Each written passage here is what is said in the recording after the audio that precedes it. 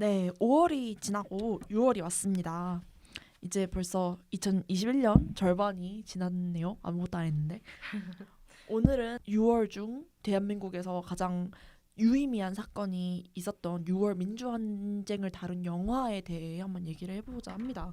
좀 어두운 주제고 얘기하기 좀 힘든 주제일 수도 있지만 이제 현재 지금의 대한민국이 되기까지 굉장히 정치적인 사건이고 엄청난 의미가 있는 유의미한 사건이기 때문에 오늘 좀 다뤄보고자 하는데요. 오늘 다룰 영화는 영화 1987입니다. 남영동에서 조사받던 서울대생이 사망했답니다. 진짜 왜 진짜 못해?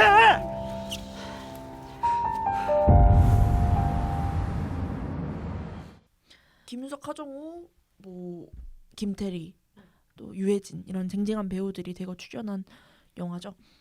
장준환 감독이 연출을 맡으셨고 이제 영화 1987의 줄거리에 대해 약간 이제 브리핑을 하면 영화 시작은 박종철 열사 고문 사건부터 시작을 하죠. 이제 박종철 열사가 이제 남영동에서 고문을 당하고 물고문의 끝에 사망을 합니다. 그리고 그걸 은폐하려는 안기부와 그걸 보도하려는 기자들 간의 싸움으로 시작을 하죠. 그러면서 얘기가 점점 확장을 해나갑니다. 자, 1987 다들 보셨나요 혹시? 네. 다들 보신 영화죠? 어떠셨나요? 그게 2017년에 개봉했잖아요. 네. 그때 되게 뜻깊은 해죠. 그렇죠. 우리의 민중의 힘을 또 알릴 수 있었던 해인데 그때 보니까 더 눈물이 났던 것 같아요. 그리고 그 이후에도 OTT로도 많이 두세 번 봤었고요. 네. 저는 이번에 이거 얘기하려고 처음 봤거든요. 어. 영화를. 네. 근데 정말 딱 드는 생각이 너무 부끄럽다. 왜냐면 제가 역사를 진짜 별로 안 좋아해요. 근데 이걸 보는데 내가 여태까지 누리는 삶들이 다 이분들이 다 노력을 해주신 결과로 하는 건데 나는 진짜 기억도 못하고 아무것도 모르는구나 하는 생각이 그냥 그걸 보니까 너무 부끄럽더라고요. 저는 처음에 이 영화를 극장에서 봤는데 되게 우연치 않게 저희 어머니가 딱 동아일보 출신이셨어요. 그거를 물어봤어요. 이게 진짜냐? 그러니까 거기 영화에 무슨 장면이 나오냐면요. 이희준 배우님이 네. 나오죠. 이희준 배우님이 동아일보 기자로 나오는데 네. 그분이 중앙대 그 박종철 열사를 이제 사망 선고를 했던 중앙대 의사를 찾아가가지고 이제 취재를 하려고 해요. 근데 이제 당연히 막히죠. 그래가지고 어떻게 하냐면은 화장실에서 대기를 하잖아요. 네. 그게 너무 신기한 거예요. 그래가지고 그걸 물어봤어요 어머니께. 진짜냐? 진짜다. 이게 모든 게 전부 진짜다. 저기 나오는 모든 게 진짜다라는 거예요. 그러니까 이제 창작의 영역. 김태리 씨는 약간 창작이 들어갔지만 그걸 제외하고는 전부 진짜다. 그게 진짜라면 그것도 굉장히 전율이 돋죠. 그 네. 고창석 배우가 동아일보 그 보도지침 지우잖아요. 지우면서 막 던지는 진짜 그 하정우가 맡았던 그 검사도 딱 되게 단순한 이런 거잖아요. 이제 시신 태우지 마라. 고정명령. 네. 고정명령서 딱 그게 끝이었고 그 이후에 중앙일보 기자도 기자를 하나 냈고 그다음에 윤선상 기자도 취재를 한번 해가지고 기사를 냈고 동아일보 편집국에서는 보도지침을 지웠고 이게 한 인물이 딱 한 가지 행동을 해가지고 바뀐 거잖아요. 네. 그게 모여서 네. 그게 모여서 역사를 바꿨다는 게 너무 신기했어요. 그리고 이게 실제로 있었던 일이라는 게. 저는 이 영화에 대해 한 줄 평을 뭐라고 했냐면은 역사가 어떻게 만들어지는지를 친절하게 설명했다라고 했거든요. 근데 저는 이 영화를 보면서 이게 굉장히 모범적으로 역사를 다룬 영화다라는 생각을 했어요. 왜냐면은 실제로 역사는 어떤 영웅적인 인물 한 명에 의해 바뀌는 경우는 그렇게 많지가 않거든요. 오히려 이런 식으로 어떤 한 명이 한 행동을 해가지고 각자가 한 가지 행동을 했을 때 바뀌는 경우가 진짜로 역사를 만드는 거다라는 생각이 들었어요. 그리고 그거를 굉장히 훌륭한 연출과 훌륭한 연기력으로 잘 표현을 했다는 생각이 들어서 영화적으로 봤을 때도 굉장히 훌륭한 영화다라는 생각을 했어요. 아니 어떤 뭐 평들 보면은 등장인물이 너무 많아서 막 나중에 흐지부지 된다 이런 식으로 얘기를 하는 사람들도 많은데 오히려 저는 이제 역사 알못이니까 그런 입장에서 봤을 때는 아 이런 사람들이 모여서 다 같이 해낸 거다라는 느낌을 더 크게 받을 수 그쵸. 있어서 저는 오히려 등장인물이 많았던 게 더 좋았지 않았나 싶어요. 저는 반대로 얘기하려고 그랬거든요. 아, 진짜요? 저는 역사를 이걸 모두가 다 한 명쯤은 들어본 얘기지 않을까. 그래서 더 한 명씩 짚어주는 게 의미 있지 않냐. 근데 이런 입장에서 들어보니까 또 다를 수 있겠네요. 네. 저는 이 영화가 1부와 2부로 나눠지잖아요. 그러니까 명확하게 나눠지는 건 아니지만 김태리의 등장으로 2부가 시작이 되죠. 1부는 이제 일반 대중은 알지 못했던, 일반 소시민들은 알지 못했던 실제로 뒤에서 안기부에서 혹은 이제 언론에서 어떤 일이 일어났는지 남영동에서 그쵸. 네, 그런 일. 그런 걸 다뤘다면 2부는 그거를 몰랐던 평범한 사람들은 어떤 삶을 살았는지 그 당시에 그거를 다뤘죠. 그러면서 전반부는 좀 무거운 분위기고 그쵸. 일단 물고문을 시작하는 것 자체도 일단 사람 그 탁친이 억하고 죽었다. 도서관이 책상을 그런 탁 치니 분위기죠. 경찰과 억하고. 대립을 많이 다룬다면 이 김태리 연희가 딱 등장한 순간부터 대학생의 입장에서 또 바라볼 수 있는 그쵸. 뭔가 많은 입장들을 또 보여주는 그런 영화지 않았나. 네. 그 사실 이 영화를 할 때 두 가지 핵심 사건을 다루죠. 이 박종철 열사 고문치사 사건이랑 이한열 열사에 대해 다루잖아요. 이 두 가지 사건을 핵심 축으로 가져가는데 시작은 박종철 열사였고 끝이 이한열 열사였잖아요. 그 흐름을 보여주는 것도 굉장히 좋았어요. 그러니까 그 어떤 시간 순서대로 진행이 되면서 이야기가 이 마지막에 이 사건이 이런 사건까지 나왔구나라는 거를 보여주는 거. 그리고 연희가 어떻게 변하는지를 보여주는 것도 좋았어요. 저는 그 아직도 마지막 장면이 가장 인상적이었는데 연희가 버스에 올라서서 시위대와 함께 독재타도 호원철폐를 외쳐요. 근데 그 장면이 굉장히 저는 그 1987 영화 중에 제일 좋았던 장면이었던 이유가 연희가 그걸 외칠 때 굉장히 비장하게 외치는 것도 아니고 막 분노해서 외치는 것도 아니고 엉엉 울면서 외쳐요. 저는 그게 뭐 여러 가지 의미가 있겠지만 슬픈 것도 있고 분노한 것도 있겠고 하겠지만 저는 무서움도 있었다고 생각을 하거든요. 특히나 연희라는 인물이 아버지가 노동운동을 하시다가 돌아가시잖아요.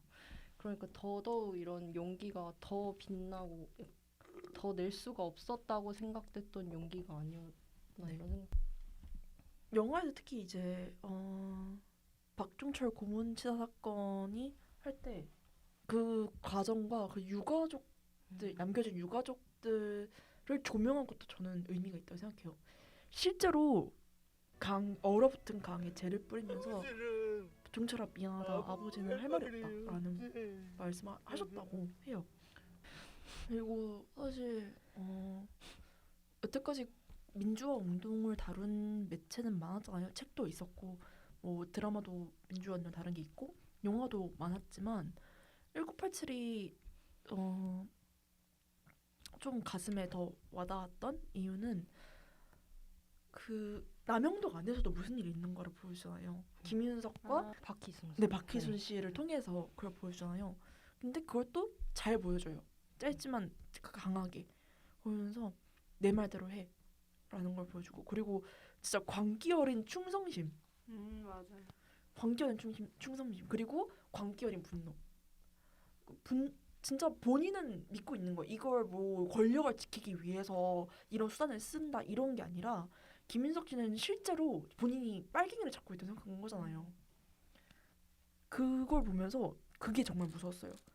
그 신념이 시작된 것도 거기서 막 자기 얘기를 해주잖아요. 근데 그것도 너무 방향이 잘못된 신념인 그쵸. 거잖아요. 그것 때문에 화가 나더라도 그걸 그런 식으로 풀면 안 되는 건데 그런 사건 하나를 가지고 그걸 자기 신념으로 삼아서 다른 사람한테 고문을 자행한다는 게 얼마나 모순적이고 그쵸. 폭력적인 거예요. 그게.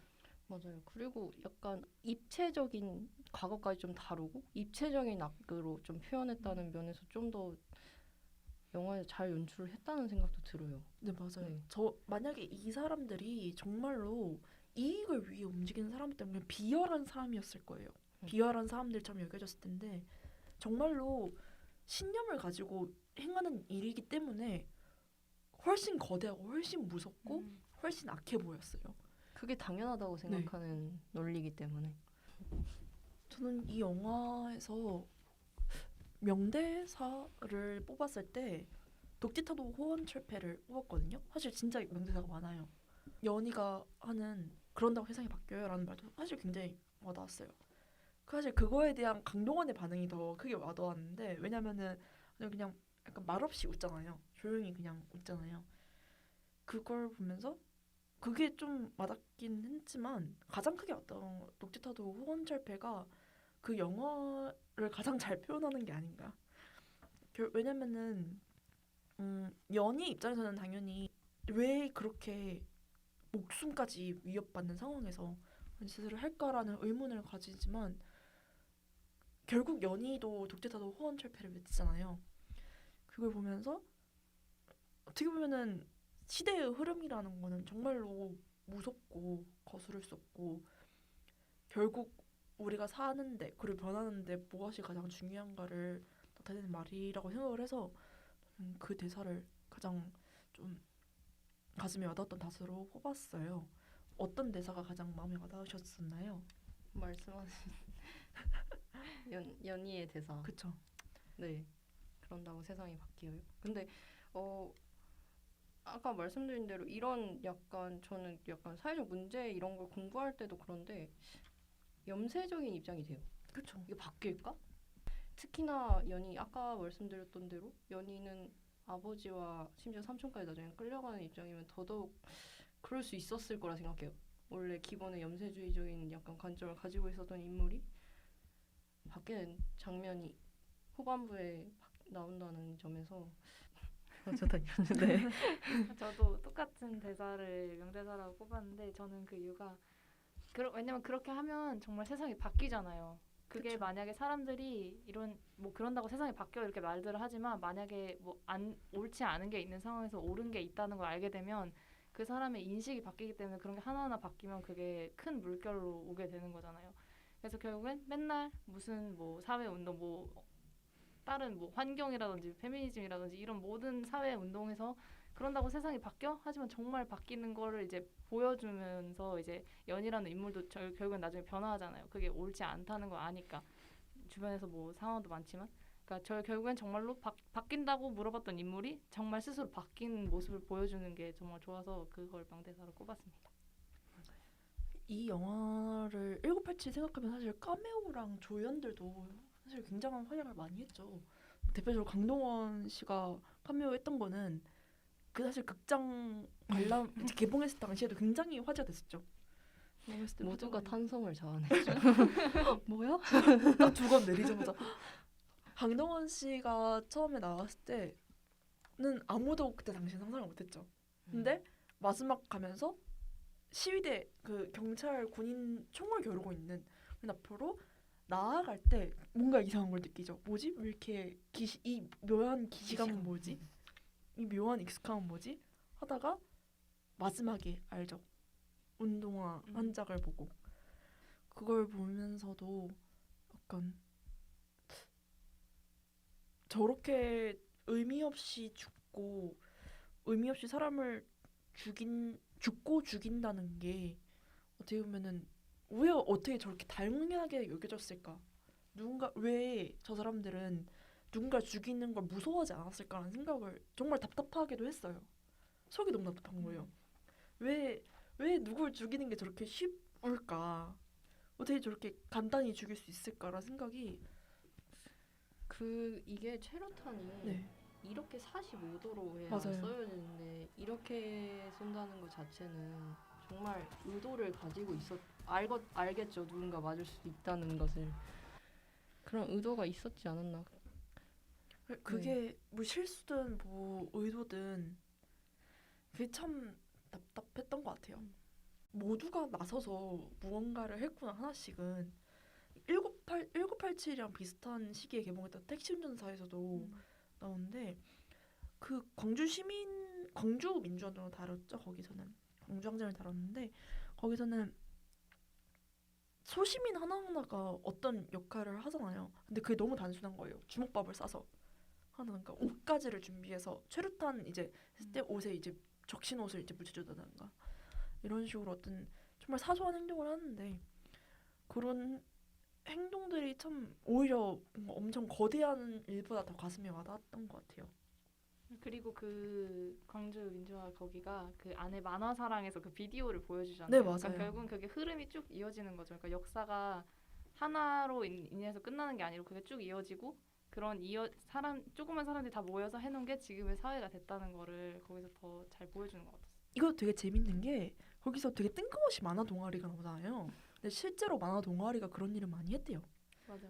대학에서. 왜냐면은 이제 너무 티나게 신분부 아니면 뭐 방송부 딱 이런 봐도 수상해. 딱 봐도 이제 제일 1순위가 이제 수색 1순위가 될 것 같은 그런 동아리들은 이제 다들 내뺏고 다들 피해 다녔고 경찰들을 오히려 만화 동아리, 꽃꽂이부 뭐 이런 거는 오히려 되게 안 그럴 것 같잖아요. 그렇기 때문에 오히려 더 그런 발판이 되었다고 배경이 됐다고 하더라고요. 실제로 이하열 열사가 활동했던 동아리도 네, 그런 만화 이름의, 동아리였다고. 동아리였죠. 네. 더라고요. 거기 나오는 그 광주 항쟁 민주화 운동을 다룬 그 비디오가 김사복 씨와 네. 찍은 비디오라고 하더라고요. 그것도 참 어떻게 보면은 사실 택시 운전사에서는 언론도 보도를 못 하게 했잖아요. 광주 거기 신문사에서도 어떤 일이 일어났는지 이제 찍으려고 했는데 신문 내려고 했는데 언론사 신문사 내에서 분쟁이 일어나서 못 하겠죠. 회사 망하게 할 거냐. 근데 불과 몇 년 만에 그렇게 바뀐 거잖아요. 보도 지침 무시해라. 우린 낸다. 이렇게 한 거잖아요. 그거 보면서 사람이 어떻게 변화가는지 그리고 어떤 단체 이제 집단이 어떻게 변화가는지 또 보는 게 참 의미 있던 것 같아요. 이제 좀 생각나는 이제 추천하고 싶은 영화가 있냐 관련 영화가 있냐 했을 때 어떤 영화를 가져오셨었나요? 네. 저는 태극기 휘날리며를 가져왔는데요. 6.25 전쟁에 대한 이야기고요. 강재규 감독의 영화입니다. 근데 저는 이거를 영화를 보고 나서 이게 당연히 실화가 아니라 생각했는데 찾아보면서 이게 실화 바탕이시더라고요. 전쟁 기념관에 있는 형제의 상 거기가 실제 박규철, 박용철 형제의 이야기래요. 실제로 남북으로 한 명은 인민군으로 됐다가 다행히 두 분 다 살아나셨지만 네 이렇게 역사와 관련된 영화를 얘기하면서 역사와 관련된 사실을 더 알아가는 게 또 재밌었던 것 같아요. 약간 진태와 진석 형제가 나와요.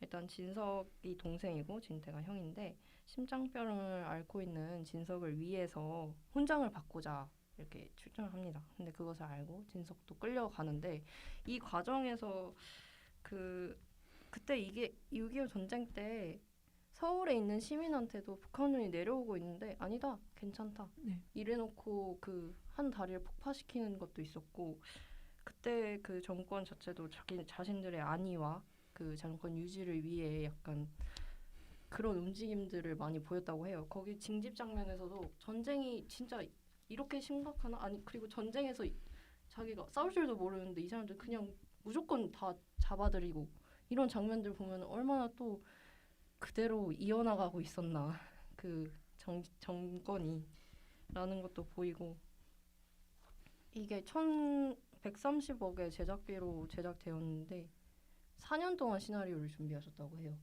그리고 일단 이거가 처음에가 애초에 주인공 그 노년의 그 동생이 회상하면서 시작을 하거든요.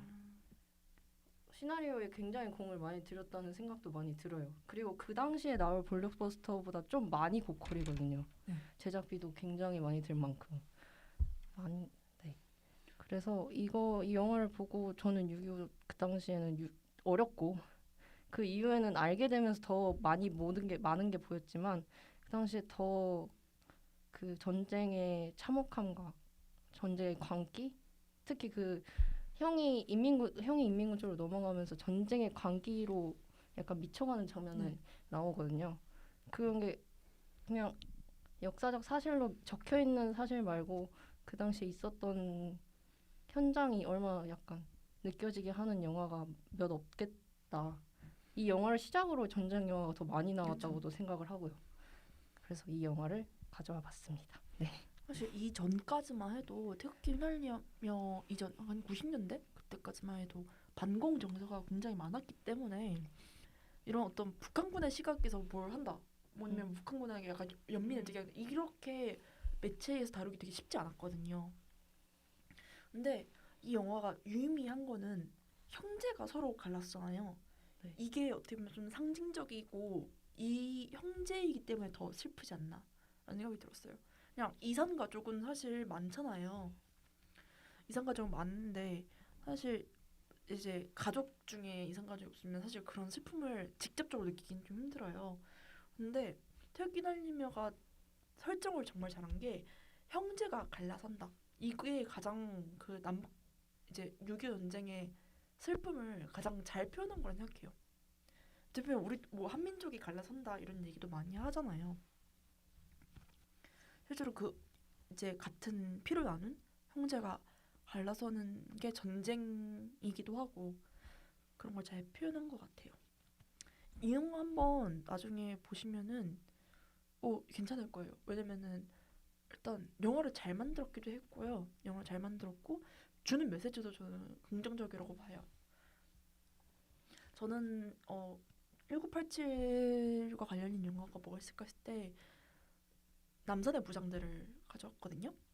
남산의 부장들이 사실 이 영화를 봤을 때 이 영화가 박정희 다룬 거잖아요. 박정희 다룬 건데 우리나라에서 사실 박정희가 되게 언급하기 쉬운 인물은 아니에요. 물론 여러 가지 이유가 있지만 항상 박정희가 독재를 한 것도 많은데 공도 많다, 한 일도 많다. 아직도 지지자가 많으시죠. 그리고 그렇죠. 네. 아직도 많죠. 얘기를 하는데 저는 한 번도 그걸 이해해 본 적이 없고 앞으로도 이해 못할 거고 이 영화를 보고 더 이해가 안 됐어요. 왜냐면은 뭐 공은 공이고 과는 과다 이걸 서로 분리를 해서 봐야 된다라고 하는데 잘못을 저지른 거에 대가는 모든 공이 묻힌다는 거죠. 그게 바로 독재의 대가고 역사의 이름을 남긴 역사의 어떤 오명을 남긴 오점을 찍은 대가다라고 저는 생각을 하거든요. 그러니까 공이 있으면 뭐해? 네가 이걸 했잖아.가 돼야 되지. 이걸 했어도 공이 있잖아. 이렇게 순서 바뀌면 안 된다고 생각을 한단 말이에요. 그리고 남산의 부장들을 봤을 때 이 사실 실제로 있던 사건이죠. 약간씩의 변주가 있지만 실제로 있던 사건이고 남산의 부장들이 의미가 있던 거는 측근한테 살해를 당했다는 거. 오른팔. 그러니까 남산의 부장들에서 되게 신기한 게 박정희가 그 김재규를 마누라라고 불러요. 마누라. 그러니까 오른팔을 그렇게 부른 거죠. 그러니까 근데 김재규가 배신감을 크게 느낀 게 일단 점점 김재규가 믿고 있던 거는 이 사람이 정치를 잘한다. 정말로 우리나라를 발전시킨다라는 거 하나를 믿고 따랐던 건데 점점 점점 그 총기를 잃어가는 것도 느껴지고 그리고 자기를 팽하려는 것도 자기를 내치려는 것도 느껴지고 그거에서 일단 일차적으로 배신감이 느꼈다는 건데 이게 전두환은 사실 어떻게 보면 민중이 끌어내린 거잖아요.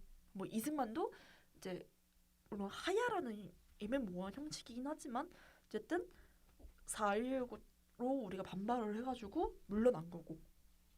근데 박정희는 최측근한테 죽은 거잖아요. 정말 총살이라고 하기는 좀 이상한데 어쨌든 살해당한 거잖아요. 이러면서 어떻게 보면 이 사람이 가장 무능했다는 거를 증명하는 게 아닌가라는 생각을 해요. 왜냐면은 전두환도 이승만도 사실 측근은 배신 안 했거든요. 근데 옆에서 보기에도 야 얘는 좀 아닌데 싶었던 거죠. 이건 좀 했던 거죠.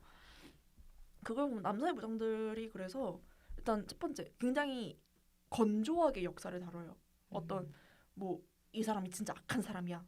너 좀 공감이 되지 않니 얘들아? 이런 식으로 다룬 게 아니라 남자는 신기했던 게 시위를 다루지 않아요. 그러니까 어떤 민중을 다루질 않아요. 한 번도. 오로지 거기서 무슨 일이 있었는가. 그 사람들, 그 박정희와 그 측근들이 무슨 일을 했는가. 심파적 요소를 완전히 걷어냈네요. 완전히 비슷해요. 오히려 역사적 사실만을. 느와르에 좀 더 가까워요. 음. 느와르에 좀 이 영화는 느와르에 좀 더 가깝고 혹시 보신 분 있으신가요? 아무튼 그냥 보시면은 되게 신기해요. 저 사실 이병헌 배우를 좋아하는 배우가 아니라 추천 안 할까 해도 했는데 이 영화 되게 잘 만든 영화고 그리고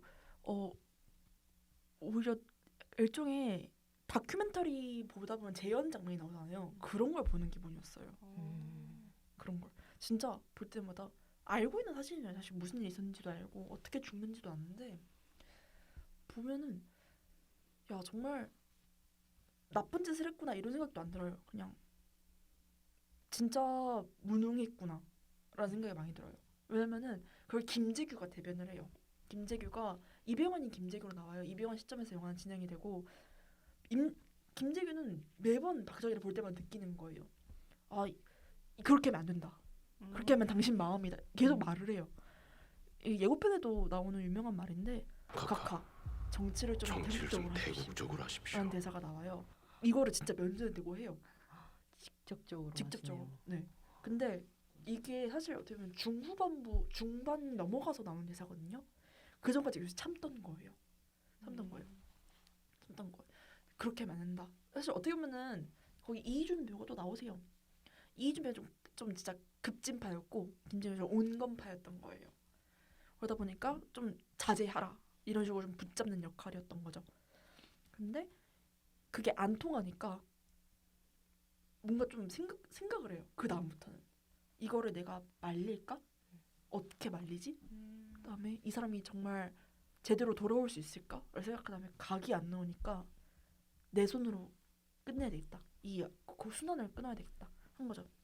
근데 이것만 있는 거 아니에요. 이 사람도 착한 인물이 아니에요. 굉장히 그 손익을 잘 따지는 사람이라서 보다 보면은 근데 저 사람은 뭔가 대의를 위해서 한 게 아니라 그냥 자기가 배신당할까 봐 먼저 배신한 것 같은데? 라는 생각도 들어요. 딱 봐도 망했으니까 그냥 먼저. 네. 그것도 맞는 것 같아요. 사실. 영화의 흐름이 뭔가 읽혀요. 막 설명을 하시는데. 어쨌든 있던 사실이니까. 이 영화가 지금 1987은 조금 되게 다각적인 면에서 역사를 다뤘다면은 이거는 한 가지 면에서만 역사를 다뤘지만 그럼으로써 뭔가 새로운 시각을 열어준 느낌이었어요. 이제 박정희 때도 어떤 움직임이 있잖아요. 민주화 운동이 있었고 분명히 그게 맞긴 하지만 그걸 다룬 게 아니라 이제 우리가 어떤 식으로 이거 극복하려고 했냐를 다룬 게 아니라 얘가 얼마나 무능한 인간이었는가, 박정희가 얼마나 무능한 인간이었는가를 다뤘다고 생각을 해요. 그때 거기에서는 무슨 일이 있었는가. 그러기 때문에 저는 이 영화가 역사를 다룬 영화로 그리고 이 영화가 사실 진짜 기깔나게 하는 게 분위기를 잘 다뤄요. 쪼일 때는 쪼이고 풀 때는 풀고 어떤 사색을 잠길 때는 잠기고 아닐 때는 풀고 이걸 완급조절 되게 잘하고 그 분위기를 잘 자아내서 영화적으로 봐도 되게 잘 만들었고요. 역사를 다루는데 어떤 하나의 새로운 시각을 저한테 열어줬어요. 그래서 전 추천드립니다. 어떤 영화를 추천하실 건가요? 저는 웰컴 투 동막골이라는 영화를 추천해요. 이 영화 정말 좋은 영화죠. 이거 다 보셨죠? 꽃을 달고 다녔죠. 제가 이게 처음에 이제 알게 된 게 그 수능 특강에 나왔나 그랬을 거예요. 아마 지문으로 이게 나와 있어. 제일 마지막 장면이었던 것 같은데 그 폭탄 떨어지는 그런 장면 있잖아요. 팝콘이 아니라 폭탄 떨어지는 네, 장면. 제일 마지막에 완전 결말. 거기에서 나와서 이거 진짜 슬프다 이러고 이제 본 건데 이제 보고 느꼈던 게 정말 동화 같다. 맞아요. 애니메이션 같다. 이걸 느꼈어요. 왜냐면 거기 안에서 되게 말도 안 되는 거 많이 나오잖아요. 무슨 아까 그 팝콘! 팝콘도 그렇고 무슨 멧돼지를 뭐 밭으로 맞아요. 못 잡고 뭐 그 장면 정말 재밌죠. 그러니까 그런 장면들이 되게 많이 나와요. 그리고 이제 사람들 얼굴에 클로즈샷 잡아서 이제 일부러 표정 과장되게 네, 막 맞아요. 뭐 이런 거 있잖아요. 그런 게 많이 나와서 되게 평화롭고 거기도 지리적 특성이 엄청 높아서 그 사람밖에 없고 맞아요. 걔네가 완전 동막골에서. 외지인이 네. 이제 들어오는 거니까 오지죠, 오지. 완전 이상한 아무도 없는데 가서 이제 하는 거니까 이제 그런 평화로운데 이제 군인들이 이제 남북 군인들이 들어오고 그 다음에 스미스 씨, 네, 맞아요. 스미스 씨가 떨어지면서 이제 이야기가 시작되죠. 근데 거기서 보통 전쟁을 다룬 영화들을 보면은 이제 전쟁의 참혹함 이거를 좀 이제 폭력적으로 보여주는 경우가 많잖아요. 뭐 사람이 뭐 다쳐가지고 막 고통스러워한다든지 뭐 그런 아니면 아까 얘기한 것처럼 뭐 서로 막 총을 겨누고 이런 그런 긴장감에서 오는 참혹함이 많은데 이 영화는 오히려 평화로운 모습을 계속 보여주면서 오히려 참혹하다는 걸 더 표현한 것 같아서 너무 좋아요. 그 사람들이 계속 서로 다른 편이지만 싸우지 않잖아요. 그러니까 초반에는 총 겨누고 긴장감이 있지만 그 후반에는 점점 뭐 군복도 벗고 뭐 먹을 네. 것도 나눠 먹고 하면서 서로 같이 동화되는 모습을 보이잖아요. 그리고 결국엔 이제 미스터 스미스까지 스미스 씨까지 이제 포함이 거기에 돼서 그 나중에 미군들이 구하러 오는데 걔네를 이제 돌로 때려가지고 기절시키고 이런 식으로 하면서 완전 융화가 된단 말이에요. 그런 모습들을 보면 우리가 전쟁만 없었어도 우린 다 같은 사람인데 이제 전쟁 때문에 이 사람들은 왠지도 모르고 그냥 싸우고 있구나 이런 거를 진짜 극단적으로 더 보여주는 것 같아서 이 영화가 마음에 들어서 추천하고 싶습니다. 맞아요. 말씀하신 대로 정권이 만들어진 적대감이죠. 뭘 위해 싸우는지 모른 채 싸우는 사람들이 더 많았다는 걸 더 보여줬던 것 같아요. 맞아요. 거기서 그 장면에서 그 북한 군인 중에 한 명이 니네가 초 올라왔잖아 이렇게 얘기를 해요. 그랬더니 야 니네가 초 내려왔지 이렇게 딱 맞아요. 해요. 그러다가 막 아니야 이러다가 거기서 북한 좀 높은 군인이 우리가 초 내려갔어 이렇게 얘기를 해요. 그래서 나는 몰랐다. 나는 그냥 내려갔어. 나는 가라니까 갔지 이렇게 얘기를 해요. 그러니까 그거는 얼마나 그 사람들이 전쟁에 대해서 몰랐다는 거예요. 그렇죠. 그러니까 왜 싸웠는지도 모르고 싸우는 걸 그렇게 근데 그걸 되게 우습게 보여주니까 되게 평화롭고 안전하게 보여주는 거라서 그 동막골이 정말 환상의 세계에 있을 것 같은 평화로움이 있는 마을이잖아요. 정재영이 마을 촌장한테 살짝 물어봐요. 그 장면이 있어요. 어떻게 하면 이렇게 잘 지도를 할 수 있습니까? 물어봐요. 근데 촌장이 일단 뭐 배불리 먹여야지라는 대답을 한단 말이죠. 원초적인 말이네요. 근데 사실 맞는 말인 것 같아요. 일단은 모든 사람을 일단 만족시켜 한 명 한 명이 일단 배불리 먹이는 건 굉장히 어려운 일이에요. 첫 번째 식량이 있어야 되고요. 첫 번째 식량을 하려면 농사를 잘 지어야 돼요. 농사 잘 지는 것도 또 사실 되게 어려운 게 까딱하면 흉년이거든요, 무조건. 그렇기 때문에 그걸 되게 힘든데 또 신기했던 거는 식량이 아니라 또 배불리 먹으려면은 한 명 한 명 배 곪는 사람이 없는지를 파악을 해야 돼요. 그거가 되게 함축된 말이고 사실 정지영은 그걸 얼마나 알고 싶었을 거예요. 이거를 자기는 분명히 나라를 장교잖아요. 군인 장교잖아요. 잘 살게 해보고 싶고 관심이 있는 분야인데 거기에 대해서 의문을 가지고 부럽고 이러니까 물어본 건데 너무 원초적인 대답을 했죠. 그게 사실 어떻게 보면 원초적이지만 가장 중요한 것이라는 것을 잘 표현했다고 생각을 해요. 그리고 그 인물이 애초에 뭔가 정말 자기 능력이 뛰어나서 그렇게 높은 자리에 오른 게 아니라 부대에 다가 그쵸. 전멸했는데 자기 혼자 살아남아서 그렇게 된 거잖아요. 그래서 그 방법을 얼마나 모르고 그걸 이렇게 그런 인물을 동경했을 거예요. 자기도 그렇게 하고 싶은데. 왜냐면 초반에도 자기가 더 높은 사람인데 밑에 사람이 부상자 안 죽일 거냐고 막 그렇게 하다가 막 싸움에 나다가 그래서 뭐 남한군이 이제 와서 이제 다 죽이고 이런 식으로 이제 또 그래서 동막골에 가게 된 거잖아요. 그러니까 그게 얼마나 알고 싶었을 거예요. 근데 결과는 되게 쉬운 거죠. 그러니까 말로 하면 쉬운 거죠. 그냥 다들 배불리 먹이면 된다. 그렇죠. 그게 참 어떻게 보면은 생각을 해보면은 전쟁이라는 것 자체는 어떻게 보면 우리가 일으키는 게 아니잖아요. 민중이 다수결에 의해서 일어나는 게 아니잖아요. 그냥 어느 날 방송으로 혹은 신문으로 우리 전쟁합니다 라고 하면은 하는 거죠. 그리고 징집이 되죠. 웰컴 투 동막골은 사실 기존에 있던 전쟁 영화와는 되게 다르단 말이에요. 코미디에 좀 더 가깝잖아요. 근데 오히려 그러기 때문에 전쟁의 무서움을 제일 잘 보인다고 생각을 했어요. 그러니까 한국 전쟁의 무서움이라는 건 뭐냐면은 총 이념의 대립이 있었고 그리고 희생자가 되게 많았고 어떻게 보면 한 민족 내에서 있었던 일이잖아요. 근데 그거를 가장 명확하게 그러니까 되게 단순하게 보여줘요. 설정이 되게 영리했던 거죠. 북한군과 국군 있었고 그다음에 유엔군도 있었고 미군이 있었고 그다음에 아무것도 모르는 사람도 있고 이거의 대립을 보여주는데 그 이념이라는 게 얼마나 얄팍한지를 보여준다고 생각을 했어요. 그 이념이라는 거는 그 이념을 중요시 여기는 사람들이 중요한 거지. 아무것도 모르고 농사만 짓고 평범하게 사는 사람들 그것은 아무것도 중요하지 않다. 전혀 중요하지 않다.